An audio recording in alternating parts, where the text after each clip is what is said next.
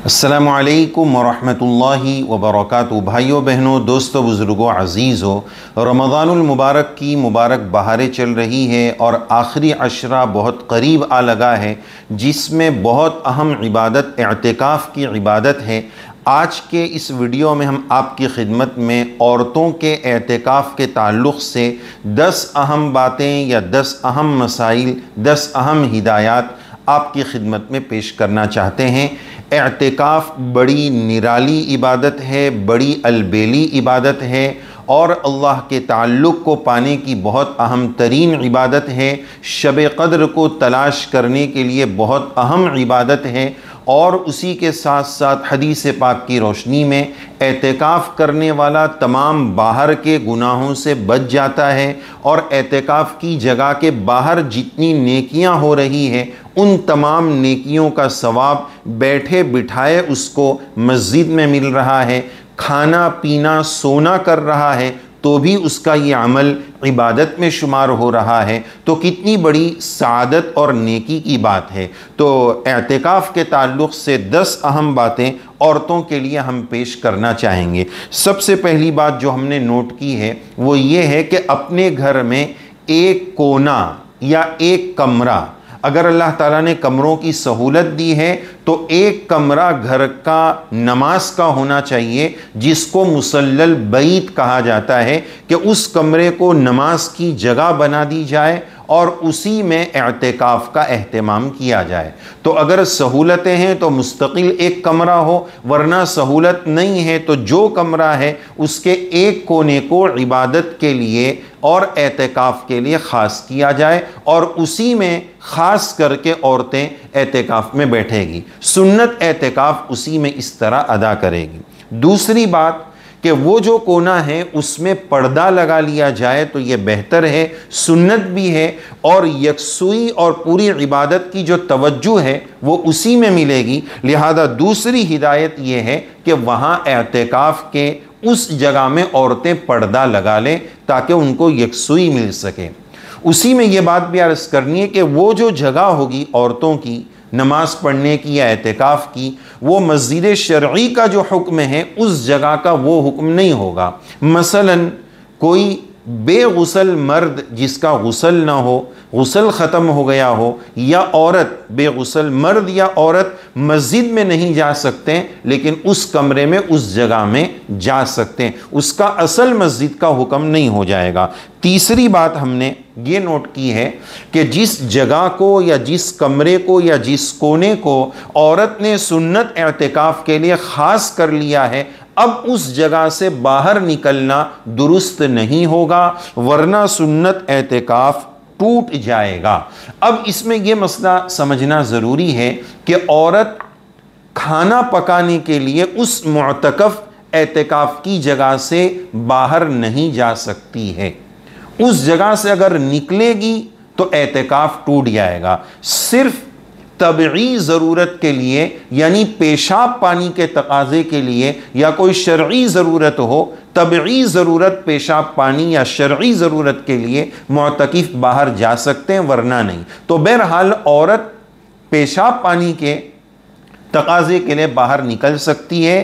खाना भी उसको अपने मुअतकफ़ में अपने एअतिकाफ़ की जगह में करना पड़ेगा और खाना पकाने के लिए वो उस कमरे से किचन में नहीं जा सकती है। अब अगर कोई और पकाने वाला नहीं है और एअतिकाफ़ करना ही है तो एक शक्ल ये हो सकती है कि चूल्हा ले लिया जाए और अपने एअतिकाफ़ के उसी कमरे में वो बैठकर पका सकती है। बाहर जाकर पकाएगी तो एअतिकाफ़ टूट जाएगा। इसी तरह अगर कोई दूसरी खातून, कोई औरत घर में पकाने वाली मौजूद है तो वो पकाए और ये एअतिकाफ़ वाली औरत उस जगह काट पीट का काम, सब्ज़ी काटना, टमाटर प्याज वग़ैरह, ये काटने के और खाने के पहले के जो काम है वो सब चीज़ें रेडी करके उनको दे सकती है। वो काम वो अपने एअतिकाफ़ की जगह में कर सकती है अगर बहुत मजबूरी हो तो। चौथी बात हमने ये नोट की है कि एअतिकाफ़ में बैठने वाली बाज़ औरतें ये समझती है कि जिस तरह इद्दत वाली औरत में चंद गलत फहमियाँ हैं इसी तरह एतिकाफ़ वाली औरत के लिए भी चंद गलत फहमियाँ हो जाती हैं कि जो औरत एतिकाफ़ में बैठ जाए वो महरम मर्द को भी नहीं देख सकती है, अब्बा को भी नहीं देख सकती है, शौहर को भी नहीं देख सकती है। ऐसा नहीं है। एतिकाफ़ में महरम मर्दों से और शौहरों से मुलाकात यानी देख सकते हैं, इसकी गुंजाइश और इजाज़त है। पांचवी बात, जैसे कि हमने ऊपर अर्ज़ की, उसी की रोशनी में कि निकलना दुरुस्त नहीं, लिहाजा खाना पकाना ये तबई ज़रूरत नहीं है, उसके लिए ये काम कोई और कर सकता है, उसके लिए औरत नहीं निकल सकती है। छठी बात हमने ये नोट की है कि औरत हो या मर्द हो, मुस्तकिल फ़र्ज़ गुस्ल के अलावा सुन्नत एतिकाफ़ वाला नहीं निकल सकता है। फ्रेश होने के लिए, जिसको गुस्ल तबरीद कहते हैं, ठंडक का गुस्ल या जुमा का गुस्ल जो फ़र्ज़ और वाजिब नहीं है, इस गुस्ल के लिए फ्रेश होने की नीयत से गुस्ल करने जाने की एतिकाफ़ में इजाज़त नहीं है। या तो उसके लिए कोई एतिकाफ़ की जगह में ऐसा टब रखा जाए जिससे अपने आप को गीला कर ले, या बाज़ ने ये शक्ल लिखी है कि पेशाब पानी के लिए जब हम जा रहे हैं तो जितनी देर में पेशाब बड़े इस्तिंजा छोटे इस्तिंजा के बाद वुज़ू करेंगे तो जितनी देर में वुज़ू कर सकते हैं उतनी देर में गुस्ल कर लें, शावर ले लें, ज़्यादा टाइम न लगाएं। जितनी देर में वुज़ू हो सकता है उतनी देर में शावर लेकर आ सकते हैं। अलग से स्पेशली अगर फ़र्ज़ गुस्ल के अलावा गुस्ल करने जाएंगे तो एतिकाफ़ टूट जाएगा। इस मसले का ख्याल रखना भी ज़रूरी है। छठी बात हमने ये नोट की है कि जिस औरत ने एतिकाफ़ किया है, मान लो कि शहरों में कमरे कम होते हैं या किसी का घर छोटा है, एक ही कमरा है, तो एतिकाफ़ एक कमरे के कोने में एक औरत कर रही है। अब ये ज़रूरी नहीं है कि उस कमरे में कोई और नहीं रह सकता है, दूसरी औरतें भी रह सकती है, महरम मर्द है, शौहर है, वो भी उस कमरे में रह सकते हैं। ऐसा ज़रूरी नहीं है कि औरत जिस कमरे में सुन्नत एतिकाफ़ में बैठ जाए वहाँ कोई और रह ही नहीं सकता है, ऐसी बात नहीं है। सातवीं बात हमने ये नोट की है कि अगर एतिकाफ़ के दौरान औरत को हैज़ आ गया तो एतिकाफ़ टूट जाएगा, इसलिए कि सुन्नत एतिकाफ़ के लिए रोज़ा ज़रूरी है। हैज़ आया तो रोज़ा टूट गया, रोज़ा टूट गया तो एतिकाफ़ भी ख़त्म हो गया। अब एतिकाफ़ किया है, 5-6 दिन का एतिकाफ़ हो गया, उसके बाद 7वें दिन 8वें दिन हैज़ आ गया, तो अब ऐसी सूरत में उस दिन का रोज़ा तो ख़त्म ही हो गया, एतिकाफ़ भी गया। अब रमज़ान के बाद जब मौका मिले एक दिन का एतिकाफ़ करना ज़रूरी होगा, रोज़े के साथ एक दिन का एतिकाफ़ कर लेना काफ़ी होगा।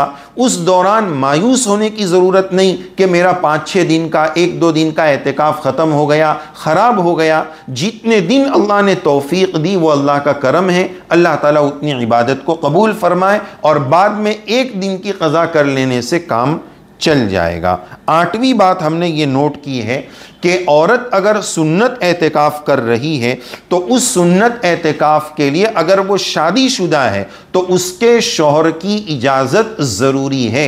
शौहर की इजाज़त के बग़ैर औरत सुन्नत एतिकाफ़ नहीं कर सकती है। 9वीं बात हमने ये नोट की है, कुरान मजीद में रब्बे करीम का इरशाद है, वला तुबाशिरूहुन्ना व अंतुम आकिफून फिल मसाजिद। इस आयत शरीफा की रोशनी में एतिकाफ़ की हालत में मियाँ बीवी का मखसूस ताल्लुक़, हम बिस्तरी का ताल्लुक़ जायज़ और दुरुस्त नहीं है, उसकी इजाज़त नहीं है। तो ये 9 बातें हुई। 10वीं और आखिरी बात कि एतिकाफ़ हमने इबादत के लिए किया है कि यकसुई मिल सके, तन्हाई मिल सके, शब क़दर की इबादत मिल सके, तो जितना हो सके मोबाइल को अपने से दूर रखें, ज़्यादा से ज़्यादा वक्त इबादत में, तिलावत में, दुरूद शरीफ में और दुआओं के एहतमाम में, इन औक़ात में इबादत में अपने वक्तों को गुजारें। फजूल बातों में दूसरों को बुलाकर कि भाई मेरा टाइम पास नहीं हो रहा है या फ़ोन पर अपने वक्तों को ज़ाय करने के बजाय